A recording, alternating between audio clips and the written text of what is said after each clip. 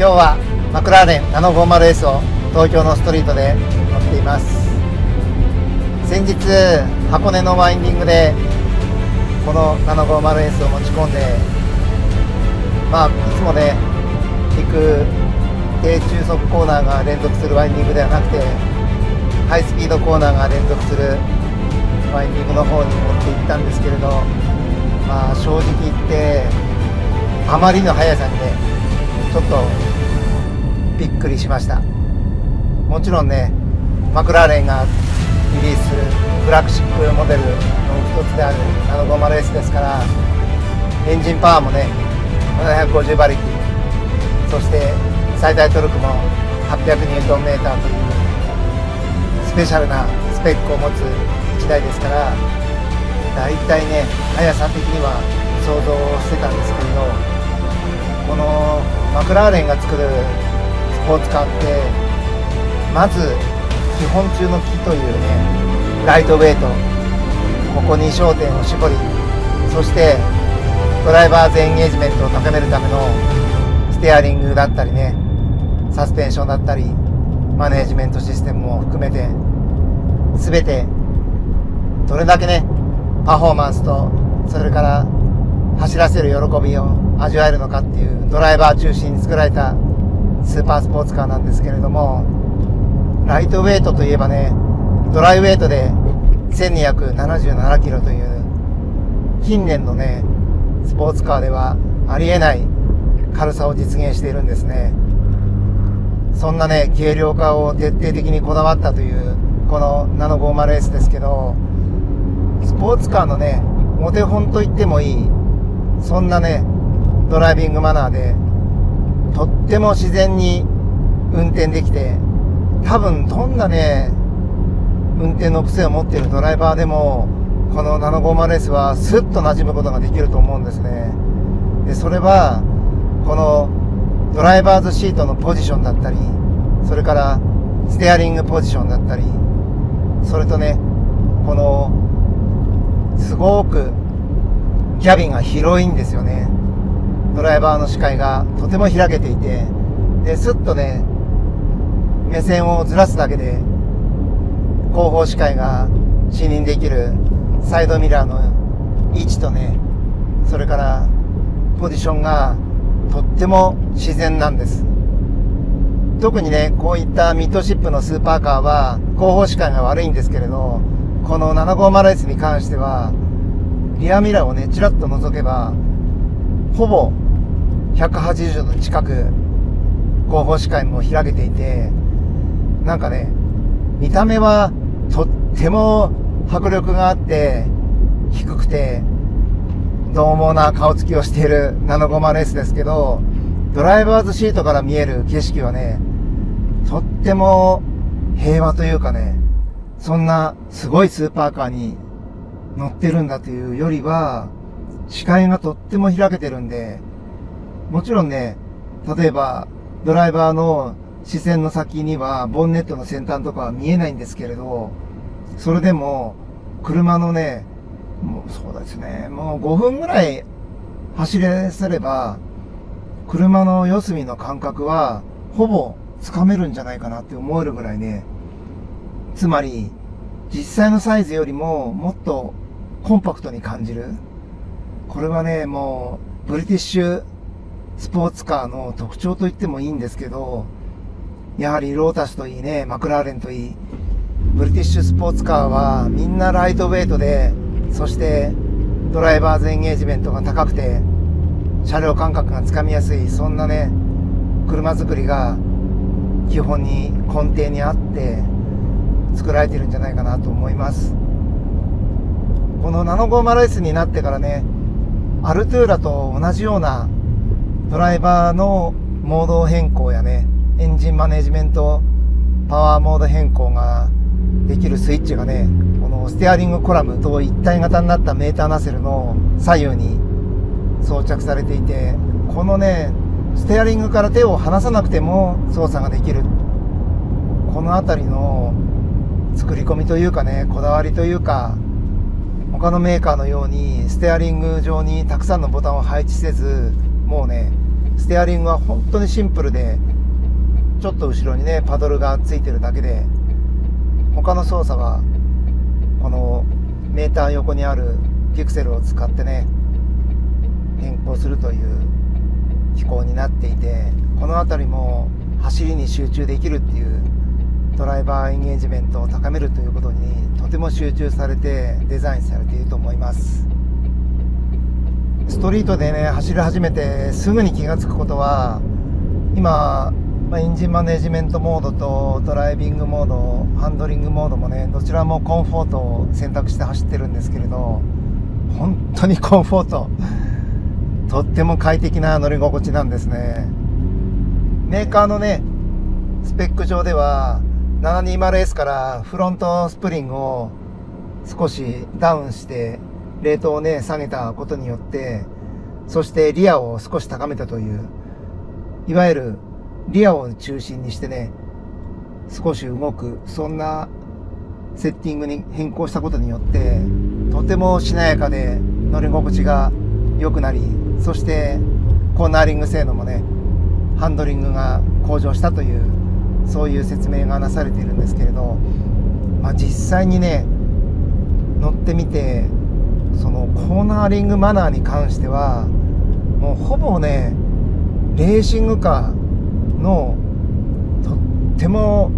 ドライブしやすいハンドリングを持っている1台だっていうね、そんなねテイストに近い乗り味だったんですね。とにかくこの車ほどワインディングで横 G をね感じた、ドライバーズシートをねバケットシートでホールド性高いシート形状しているんですけれど、もう少しねきちっとねこの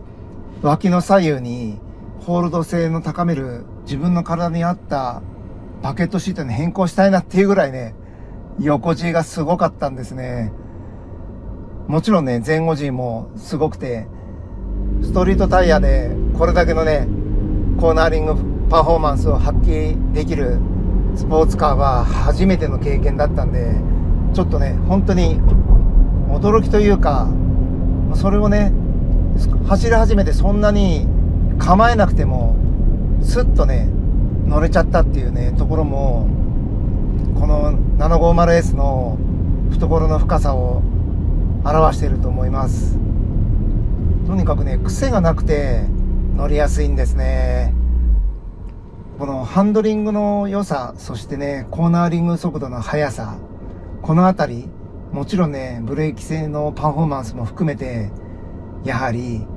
ライトウェイト、このマクラーレンのエンジニアが徹底的にね軽量化にこだわったという、このウェイトがまさに最強の武器としてパフォーマンスに影響しています。それはもうねこんな街中でも今時速50キロで軽く流しているだけなんですけれど、この状況でもねスッと走り始めて加速してくれて、そしてブレーキもねそこまで動力を必要とせずスッと車速を落としてくれる、このねスッっていうね動きの軽やかさ、素早さが本当に心地いいんですね。もちろんねスポーツカーですからサスペンションストロークが少ないんで、それなりにね路面のアンジュレーションは拾うんですけれども、そのいなし方がね不快ではないんですね。正確なねバネレートとか公表されていないんでわからないんですけれど、このマクラーレンのカーボンモノコックシャシーはもちろんね光合成で、そして前後アルミストラクチャーを装着され、足回りもねダブルシボンという本当にねミッドシップスポーツカーの理想系の形状をしているんですが、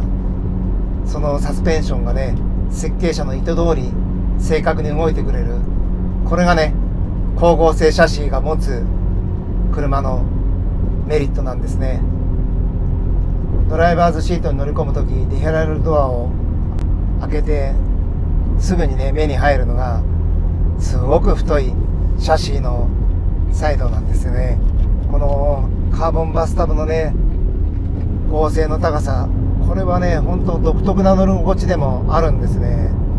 というのは常にねサスペンションの動きをドライバーが感じ取ることがとても分かりやすいですから、他の車だと車全体がね動いて、そしてその次にドライバーに振動が伝わってきてっていうようなねイメージの車が多いんですが、このカーボンタブの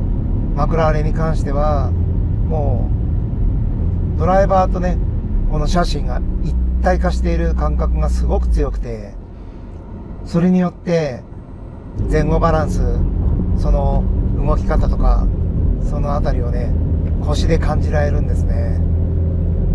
でマクラーレンのロードカーは1997年にデビューした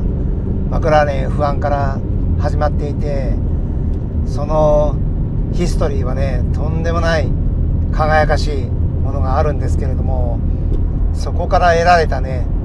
正しい正常進化をこの 750S も継承していると思うんですね。これはね僕もマクラーレン F1 はダンパーのテストとかたくさん乗らせていただいたんですけれど、あの車に関してはねもう完璧な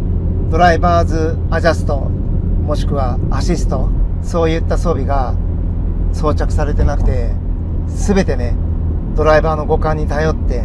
コントロールしてあげなくちゃいけない。でもその代わりねその正確にドライビングができた時の喜び楽しさっていうのはちょっと横に並ぶ車がなかなかないんですけれど、この 750S に関してはたくさんのねドライバー補助デバイスが装着されているんですけれど、そしてねサスペンションも電子制御でスリップコントロールとかそういったねところは補助してくれてるんですが、それでもね実際に本当に限界ギリギリまで攻めていった時に初めてね介入してくれるっていうこのマナーの良さ、しつけの良さはねやはり長年レースフィールドでたくさんねデータを蓄積してきているマクラーレンというメーカーならでは、そしてドライバーズエンゲージメントというねことを第一に掲げて、常にドライビングということの高みを極める、そういったねはっきり言ってねデバイスでいくらでも調整できちゃうんですよね。そういうねところをギリギリまでデバイスを介入させないでドライバーに仕事させる、ドライバーを頑張らせてくれるっていう、そういう言い方もあると思うんですけど、ワインディングでねどんどんペースを上げられちゃうんでハイペースで走らせられたんですけれど、でもね攻めれば攻めるほど気がついたことがあって、それはとってもドライバーの腕に重きを置いている車なんだっていうことなんですね。というのはある程度ねスポーツドライビングのスキル、そしてサーキットドライビングのスキルがないドライバーがもしこの 750S をねそれなりに限界付近までもちろん持っていくことはできちゃうんですけれど、ただそこの領域はねとてもデンジャラスなエリアにもなっていますので、そういった部分で車が助けてくれるところはもちろん残ってますけど、でも他のメーカーの車よりはよほど腕に自信がないとねその限界付近っていうのはこの車に関しては近づかない方がいい。むしろきちっとねスポーツドライビングテクニックを向上させてからその限界付近に近づいていただきたいなって、そういったねちょっと注意喚起にもなるんですけど、そんな危うささえね感じられたんですね。逆にねしっかりとスポーツドライビングのテクニックを向上させてきたドライバーがこの 750S のステアリングを握ったらもうこれほどね楽しくて夢中になれるスーパーカーはないんじゃないかなって思いますね。今ね時速45キロでギアボックスは6速を選択しています。このオートマティックモードもね、シフトショックも全くなくて、こういうねストリートでゆったりと走らせてる分には本当に車内にもねエンジン音もほぼ入ってきませんし、そしてロードノイズもしっかりと抑えられていて、なんかね本当これだけライトウェイトにスーパースポーツカーのくせにこの車内のね快適さコンフォートさを併せ持っているというね、どうやってやってるんですかね本来であればねここまでライトウェイトに仕上げるには遮音材とか当然省いてるでしょうから、それを考えるとねこの室内の異音とか雑音が入ってこない処理はね素晴らしい仕事をしてると思います。そしてこの 750S 専用開発されたというバブアス&ウィリキンスのサラウンドシステムなんですけど、これがね素晴らしいサウンドなんですね。ハイウェイではね車から来る振動、それからインフォメーションがとっても心地よくて、そしてそのミュージックにね酔いしれるようなそんなねサウンドの良さも音に包まれてるっていうね、このキャビンがね小さいんで余計にそう感じるかもしれないんですけど、素晴らしいサラウンドシステムも装着されていて、これだけねストリートを快適に走れちゃうスーパーカーも珍しいと思います。インテリアに関してはレザーとバックスキンでしつらえてあって、そしてところどころねカーボンシャシーがむき出しになっていて、そんなねテイストでレーシーな雰囲気に仕立てられてるんですけど、この視界にね入ってくるドライカーボンのこの質感だったり、この辺りはねまあちょっとマクラーレンでないとこの世界は作れないのかなと思いますね。インフォテインメントシステムもね刷新されて Apple CarPlay が使えるようになってとてもね重宝するんですけど、このモニターサイズもねもう本当に必要最小限のサイズで、このモニターに関してはねいくらでも大きくできると思うんですけど、やっぱりねドライバーズカーということで必要最小限のサイズ、そしてインフォメーションでタッチのね質感もとてもいいので操作性もね十分で、この辺りもこのコックピットデザインを含め運転することにいかにね邪魔にならないように他のね装着されているボタン類もそうですけどとても分かりやすくてコンパクトで、こればっかりはねちょっとドライビングしていただかないときっと伝わらないと思うんで、今ずっとねコンフォートモードで走ってきたんですけど、ちょっとね首都高を走らせてどんな感じか試してみましょう。まずはねこのコンフォートモードのまま走ってみたいと思います。じゃあ首都高行ってみましょう。ミッションだけねマニュアルモードに変更します。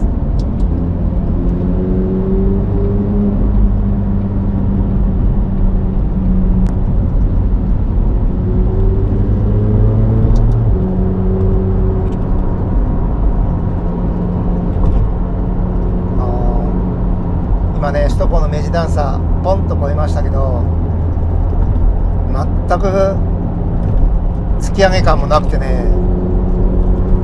この 750S のダンパーがねツインピストンを採用されているということで、まあこれはねアルトゥーラもそうだったんですけど、ギャップのねこの乗り越えた時のバンプリバンプの時間差がほぼないんですよね。ですからこの辺りもねこのフラットな乗り心地、ここにこのダンパーシステムがとても貢献してますね。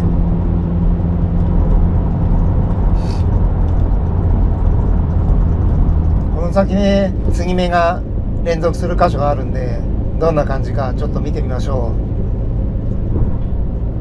う。前にねダンプカーがいるんで、ダンプカーはね重たい荷物を積むんでとってもねバネレートが高められてるんで動きが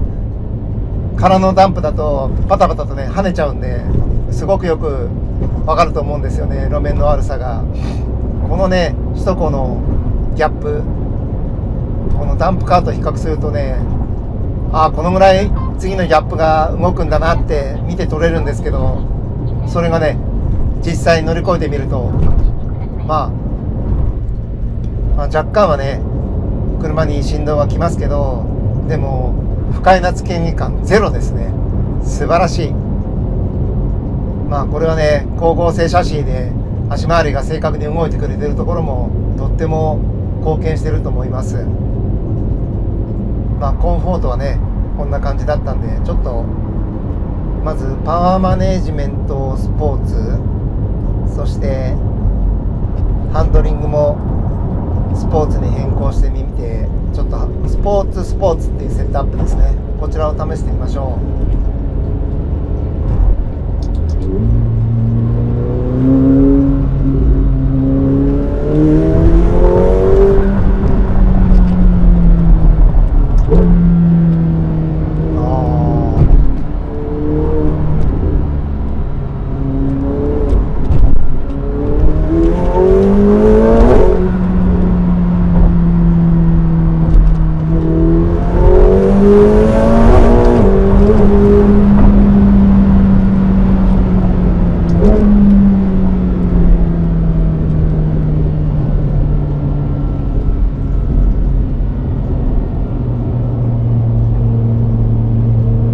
今ねスポーツモードにしてちょっと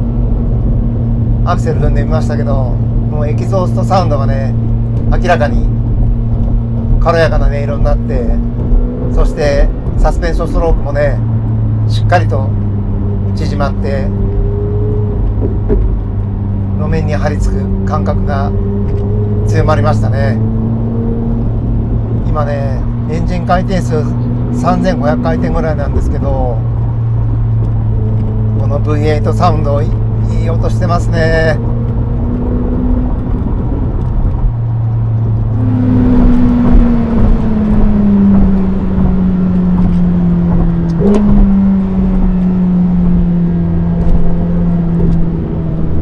それなりのね段差があるコーナーもね路面にピタッと張り付く感じでね、全く跳ねないんですね。このサスペンションのマナーは素晴らしいですね。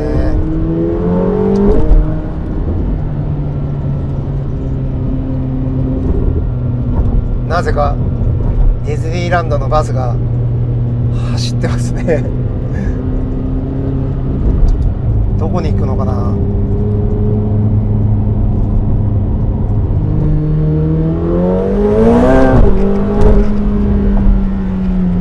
やっぱりね2速、フルパワー与えてあげるとストリートではホイールスピンしちゃいますねそりゃそうですよね。750馬力をたった2本のねタイヤで支えてるんだから、それはそのぐらいの。ハンドリングを今度はスポーツからトラックに変更して、エンジンマネージメントもね一応トラック試してみますか。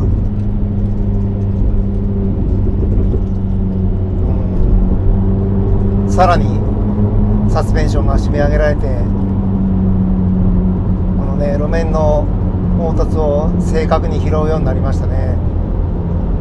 さすがにねちょっとトラックモードはもちろん乗り心地は良くないんで、すごいなもう本当に路面の凹凸の通りにドライバーに振動が伝わってくるようになりますね。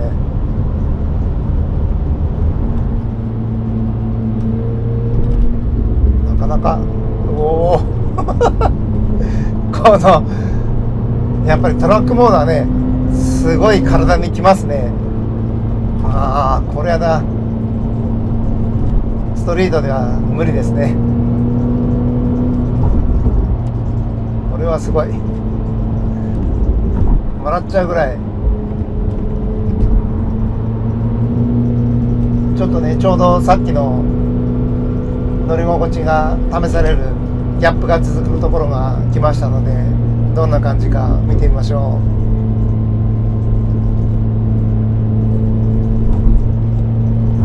う。あ、でもね、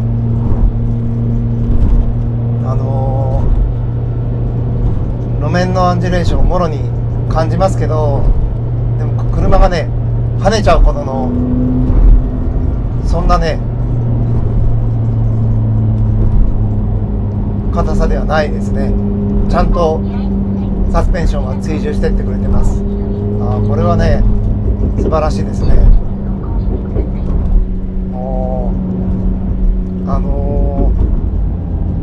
通常ねトラックモードみたいなものはストリートではもう無理っていうレベルなんですけど、この 750S のトラックモードがね、まあもちろんねパッセンジャーシートに乗ってる方はたまらないかもしれないですけど、ドライバーがそれなりのね攻めた走りをする領域であれば全然使えますね。なるほど。エンジンマネジメントはトラックのままハンドリングモードをスポーツでちょっと走ってみましょう。